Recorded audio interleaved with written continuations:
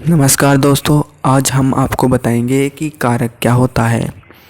कारक हमारे हर क्लास में काम आता है। आप चाहे कंपटीशन लेवल में देख लो, कारक अपने पूरी ज़िंदगी काम आता रहेगा। तो मैं आज आपको इस तरीके से बताऊंगा कि आपको बिल्कुल आसानी से समझ में आएगा। और अगर आपको नोट्स चाहिए तो वो भी मैं आपको वेबसाइट बताता हूँ, lakshmanmedia.in। इस पर जाके आप नोट्स भी देख सकते हैं। तो चलो स्टार्ट करते हैं।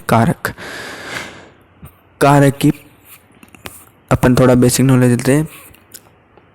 मैं आज आपको इस पूरे वीडियो में कारक की परिभाषा, भेद और उदाहरण आदि का विस्तार पूर्वक अध्ययन करवाऊंगा। तो चलिए स्टार्ट करते हैं। परिभाषा, सबसे पहले हम कारक की परिभाषा देखते हैं।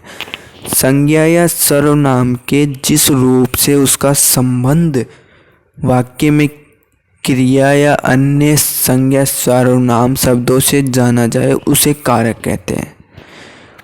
आपको समझ में आ गया होगा कि कारक की परिभाषा क्या होती है।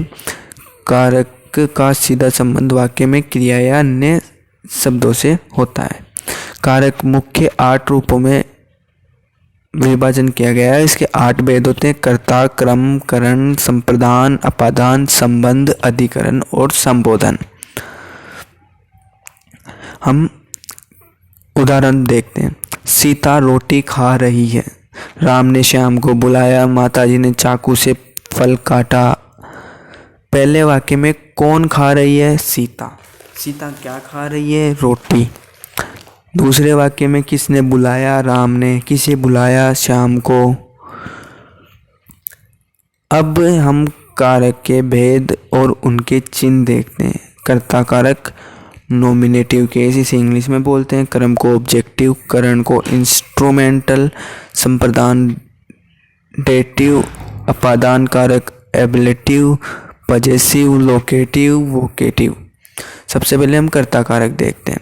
कर्ता कारक की परिभाषा, संज्ञा या सर्वनाम के जिस रूप से क्रिया के होने का बोध होता है या जिस वाक्य में संज्ञा या सर्वनाम पद के विषय में कहा जा रहा हो उसे कर्ता कारक कहते हैं। जैसे राधा पुस्तक पढ़ती है, सीता ने पुस्तक पढ़ी, रमेश गीता गाता है, सुरेश ने गीत गाया।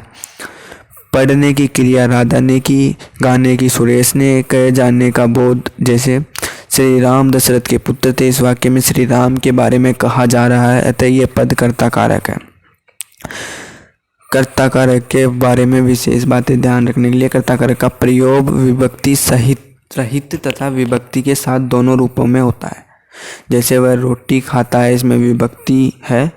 उसने रोटी खाई, इसमें विभक्ति के साथ है। निम्नलिखित दशा में कर्ता विभक्ति के बिना ही आता है। भूतकालिक कृदंत को छोड़कर शेष सकर्मक क्रियाओं के साथ, जैसे लता पुस्तक लाई।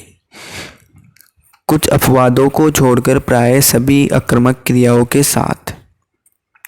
बच्चे खेल रहे हैं, कौन खेल रहे हैं प्रश्न बनता है, इसमें उत्तर बनता है बच्चे।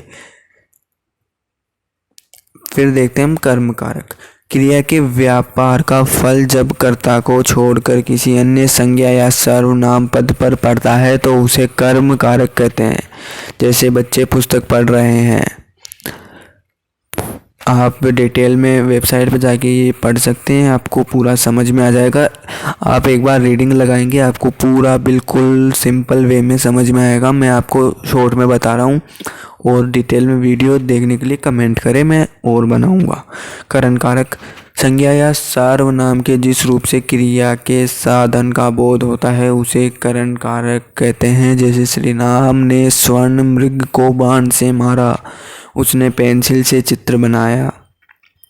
संप्रदान कारक, संप्रदान शब्द किसी को देने या किसी के लिए कुछ करने का संकेत कराता है। अतः संज्ञा या सर्वनाम का वह रूप जिसे कुछ दिया जाए या जिसके लिए कुछ किया जाए संप्रदान कारक कहलाता है। जैसे महाराज दशरथ ने गुरु विश्वामित्र को राम लक्ष्मण दिए। अपादान कारक, संज्ञा या सर्वनाम के जिस रूप से अलग होने, दूर होने, डरने, सीखने, लगाने, तुलना करने आदि का ज्ञान होता है उसे अपादान कारक कहते हैं।